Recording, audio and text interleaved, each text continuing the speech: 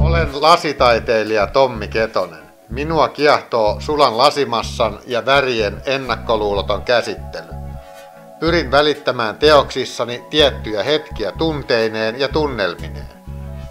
Teokseni ilmentävät ihmisen sisäistä maailmaa, unelmia, luontoa ja elämän moninaisuutta. Pyrin luomaan teoksiini jännittävää dynamiikkaa abstraktin ja konkretian välille. Lasin kerroksellisuus, värit ja pinnat luovat ainutlaatuisia visuaalisia elämyksiä. Inspiroidun ympäristöstä, yksityiskohdista ja ei niin ilmeisistä näkökannoista, oikeastaan mistä tahansa pyrkien saaden itseni liekkeihin. Ketonen on erikoistunut haastavalla Graal-tekniikalla tehtyihin lasiveistoksiin. Värikylläiset, usein naiskasvoja sisältävät veistokset ovat muodoltaan orgaanisia ja omintakeiseltaan tyyliltään tunnistettavia.